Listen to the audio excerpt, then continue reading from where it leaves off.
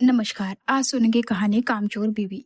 प्रज्ञा, कहाँ चलती सुबह सुबह? तुम्हें पता है ना, आज दीदी और जीजाजी आने वाले हैं। नीरज ने अपनी पत्नी को बैग में कपड़े डालते हुए देखा तो पूछ बैठा, हाँ हाँ मुझे पता है, आपके बहन बहनोई आ रहे हैं। लेकिन मैं कोई इस घर की नौकरानी नहीं हूँ जो आए दिन सबकी हाजिरी बजाती रहूं। मैं जा रही हूँ अपने मायके। तुम और तुम्हारी माँ संभालो अपने मेहमानों को। प्रज्ञा चिल्लाते हुए बोली, देखो प्रज्ञा, तुम्हें जाना है तो जाओ, लेकिन मेरी माँ और बहनों का रोज रोज अपमान करने की जरूरत नहीं है। वैसे भी तुम घर में करती ही क्या हो? साफ सफाई कामवारी करती है और रसोई में सारा दिन तुलसी काम करती है। नीरज भी झल्लाते हुए बोला, हाँ हाँ, तुम्हें तो सारी कमी मुझ में ही नजर आती है। और मैं क्यों करूं आपके घर का काम? बहू हूं, कोई नौकरानी नहीं। प्रज्ञा तुनक कर बोली, ये घर तुम्हारा भी है और अपने घर में सभी काम करते हैं। आखिर तुम कब इस घर को अपना समझोगी? नीरज ने समझाते हुए कहा। लेकिन प्रज्ञा बिना कुछ सुने बैग उठाकर चल दी। नीरज बहुत परेशान हो चुका था प्रज्ञा की इस आदत से। शादी का 1 साल हो चुका था। प्रज्ञा ना तो घर के काम करती थी और ना ही किसी से सीधे मुंह बात करती थी। फिर भी हर वक्त एहसान जताती रहती थी, जैसे नीरज से शादी करके ही उसने उसके और उसके परिवार के ऊपर एहसान कर दिया हो।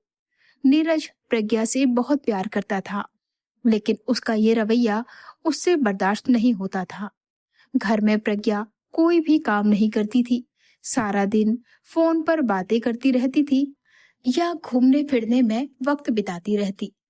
आए दिन वो अपने मायके चली जाती थी। लेकिन इस बार नीरज ने भी ठान लिया था कि प्रज्ञा की अकल ठिकाने लगानी ही पड़ेगी। प्रज्ञा को मायके गए 4-5 दिन ही हुए थे कि एक दिन नीरज अचानक अपने ससुराल पहुंच गया।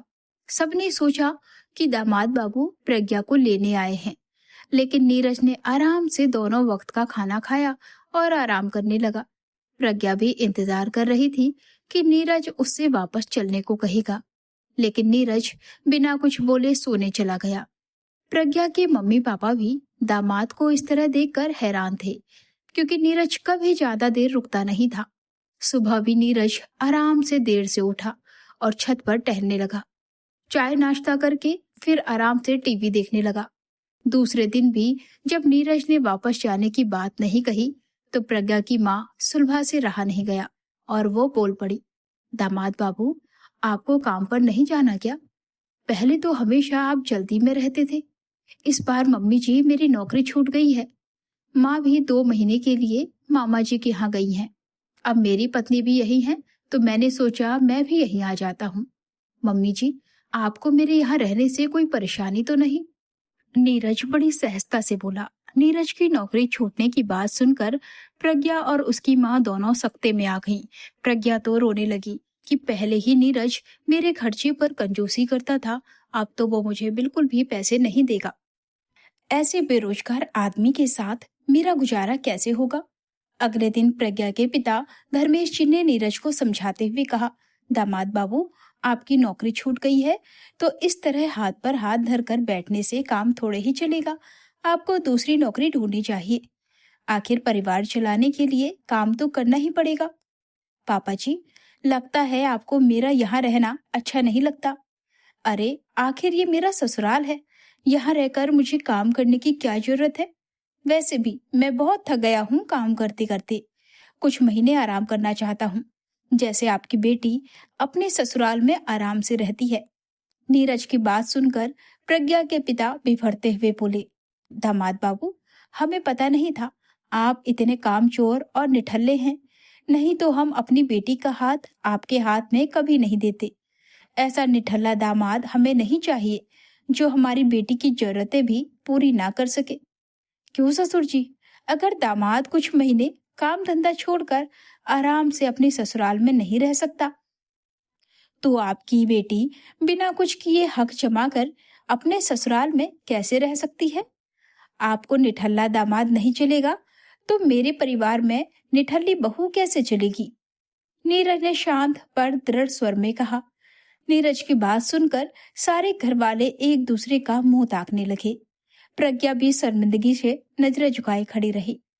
प्रज्ञा के मम्मी पापा को भी इस बात का एहसास हो रहा था कि अपनी बेटी की गलतियों को बढ़ावा देकर उन्होंने अच्छा नहीं किया। यदि शुरुआत में ही बेटी को ये शिक्षा दी होती कि अब ससुराल ही तुम्हारा अपना घर है, तो शायद प्रज्ञा यूं अपने ससुराल वालों को परेशान नहीं करती। धर्मेश जी बोले, प्रज्ञा, नीरज ठीक बोल रहा है। घर के सभी सदस्यों को मिलकर परिवार की जिम्मेदारी उठानी पड़ती है।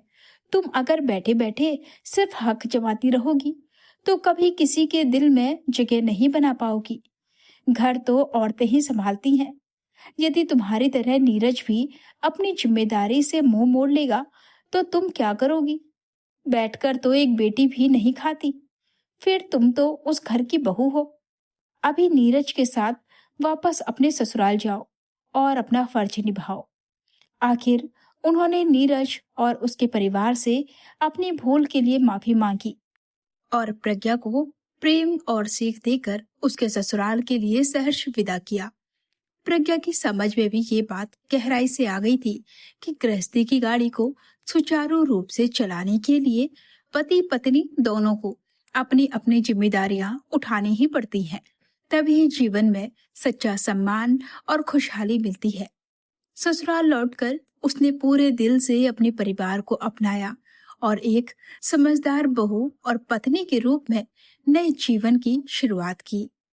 गृहस्थी एक गाड़ी के दो पहियों की तरह है, जहां अधिकार और कर्तव्य दोनों का संतुलन बेहद जरूरी है।